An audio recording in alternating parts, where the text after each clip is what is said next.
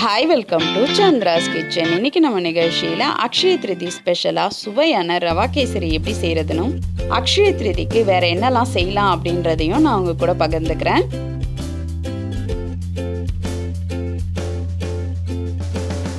இதுவரைக்கும் சந்திராஸ் கிச்சனை சப்ஸ்கிரைப் செய்யாதவர்கள் ரெட் கலர் சப்ஸ்கிரைப் பட்டனை பிரஸ் பண்ணி சப்ஸ்கிரைப் பண்ணிக்கோங்க. கூடவே பக்கத்தில் இருக்கிற பெல் பட்டனை பிரஸ் பண்ணுங்க. எங்களுடைய அப்டேட்ஸ் உடனுக்குடன் உங்களை வந்து சேரும். மேலும் மற்ற வீடியோக்களை பார்க்க மெனுவில் உள்ள வீடியோ பட்டனை பிரஸ் பண்ணுங்க. இந்த வீடியோவை கடைசி வரைக்கும் பாருங்க. இந்த ரெசிபி உங்களுக்கு பிடிச்சிருந்ததுன்னா ப்ளீஸ் லைக் பண்ணுங்க, உங்க ஃப்ரெண்ட்ஸோட ஷேர் பண்ணுங்க. இது வரைக்கும் சப்ஸ்கிரைப் பண்ணாதவங்க சப்ஸ்கிரைப் பண்ணிக்கோங்க. அக்ஷய திருதிக்கு எப்போவுமே நம்ம காலையில் வீட்டில் பூஜை செய்யணும். இந்த பூஜையில் வந்து நம்ம பிரசாதமாக வந்து அவல் பாயாசம், ரவா கேசரி, சர்க்கரை பொங்கல், தயிர் சாதம் இது எல்லாமே செஞ்சு வைக்கிறது ரொம்ப விசேஷம். உங்களால் எது முடியுமோ அதை நீங்கள் ஒன்று செஞ்சு வைக்கலாம். நீங்கள் செய்கிற இந்த பிரசாதத்தை வந்து ஒரு 5 பேருக்காவது நீங்கள் வந்து அன்னதானம் போல் கொடுக்கறது ரொம்ப நல்லது. இதில் முக்கியமாக வந்து தயிர் சாதமும் அவல் பாயாசமும் ரொம்ப விசேஷம். இதை வந்து நீங்கள் பக்கத்தில் இருக்கிற சிவன் கோவில்லையோ இல்லை பெருமாள் கோவில்லையோ கொடுக்கறது இன்னும் விசேஷம். இந்த ரவா கேசரி செய்ய தேவையான பொருட்கள் என்னென்னு பார்க்கலாம். ரவை 1 கப், 1/2 கப் சர்க்கரை, 2 ஸ்பூன் நெய், முந்திரி, திராட்சை, ஏலக்காய், கேசரி பவுடர், 1 கப் பால்.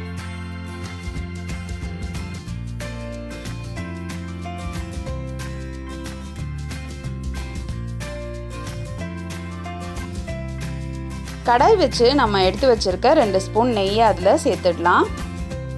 அடுத்தது முந்திரி சேர்த்துக்கலாம். இப்போ முந்திரியை கொஞ்சம் வறுத்துக்கலாம்.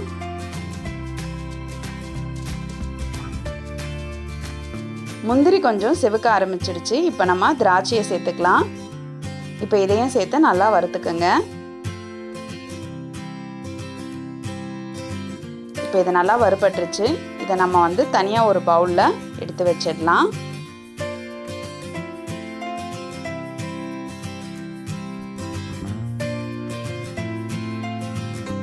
இப்போ அதே கடாயில் 2 கப் தண்ணி சேர்த்துக்கோங்க.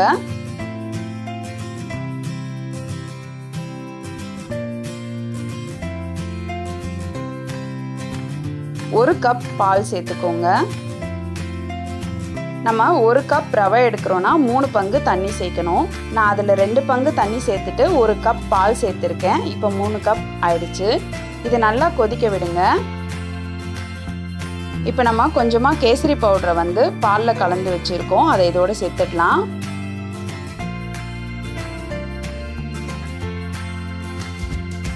இப்போ இதை நல்லா கலந்து விட்டுருங்க. இப்போ நம்ம 1 கப் ரவையை இதோட கொஞ்சம் கொஞ்சமாக சேர்த்து நல்லா கலந்துடலாம். இப்போ எல்லா ரவையும் சேர்த்தாச்சு. இதை நல்லா கலந்த உடனே இதில் இருக்கிற தண்ணியெல்லாம் வந்து வத்திடும். இப்போ பார்த்தீங்கன்னா இந்த மாதிரி திக்காக வந்திருக்கும். இப்போ இதை நல்லா கலந்து விடுங்க. ரவை வேகிற அளவுக்கு இதை நல்லா கலந்து விட்டுருங்க.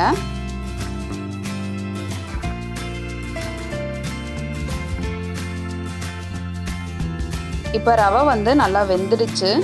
அடுத்தது நம்ம வந்து சர்க்கரை சேர்த்துக்கலாம்.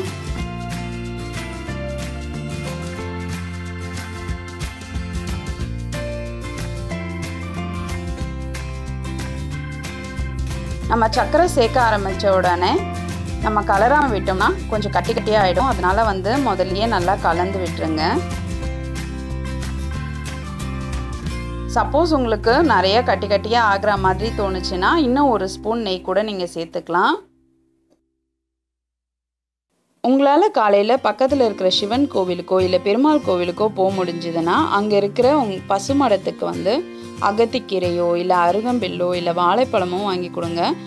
இதில் ஏதாவது ஒன்று நீங்கள் வாங்கி கொடுக்குறது நம்மளுடைய முன்னோர்களுக்கும் நம்ம வந்து அன்னைக்கு நம்ம உணவு கொடுத்த மாதிரி இது ரொம்ப நமக்கு வந்து பல மடங்கு நன்மைகளை கொடுக்கும்.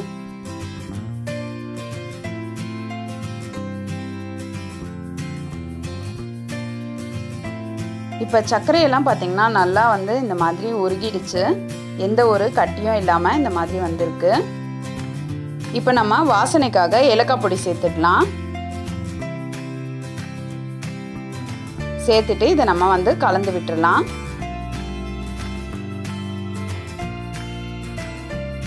இப்போ நம்ம வறுத்து வச்சிருக்க முந்திரி திராட்சையும் இதோட சேர்த்துடலாம். சேர்த்துட்டு ஒரு 5 நிமிஷம் நல்லா கலந்து விட்டுறலாம். கடாயில் வந்து இது ஒட்டாத வரும். அப்போ நம்ம வந்து இதை இறக்கிடலாம். ரொம்ப நேரம் இருந்துச்சுன்னா உங்களுக்கு வந்து இறுகிடும்.